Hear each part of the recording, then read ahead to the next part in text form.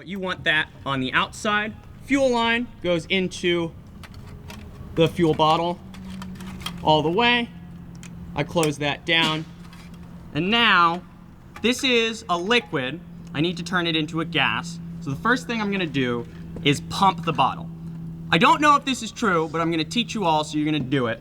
I think you need to cover these holes with your hand. So I use the palm of my hand, and we're gonna pump it about 25, 30 times until you feel a little bit of pressure build. I don't count how many I'm doing.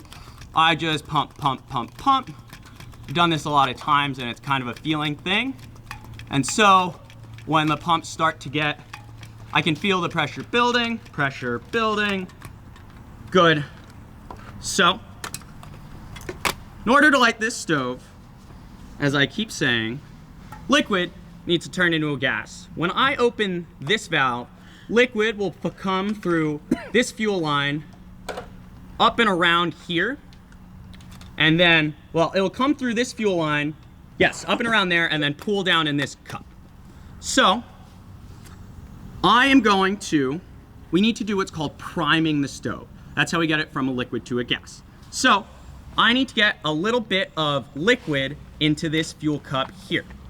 This is where things tend to go wrong. I have seen this happen multiple times, both as a camper and when I was teaching camping.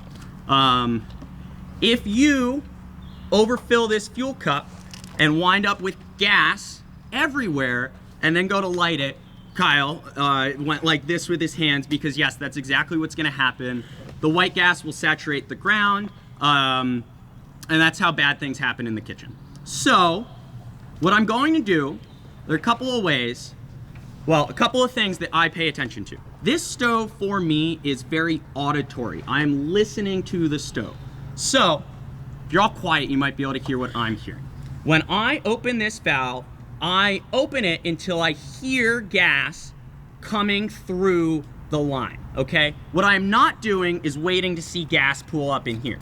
If you wait until you see gas pooled up in there, that will be too late and you will end up with stove explosion. So, I am going to open this, likely all the way, but I'm gonna open it, listen for the gas, and pretty much the second, once I hear the gas, the liquid gas, come out, I'm gonna let it run for 1 or 2 seconds and then close it all the way down.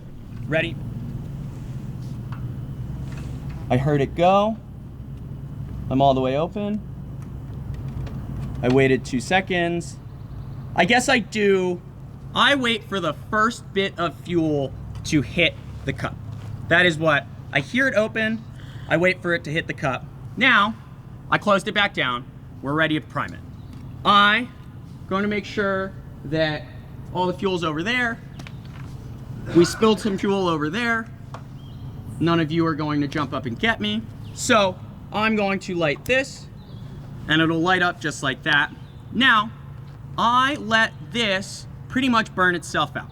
What I'm waiting for is the liquid is burning and heating up the liquid in here, which will then in turn cause the liquid to turn into a gas.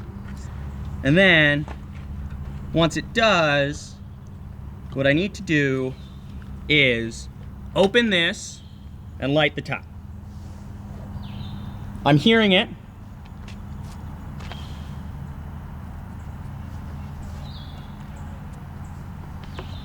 I'm hearing it, it's starting to sputter.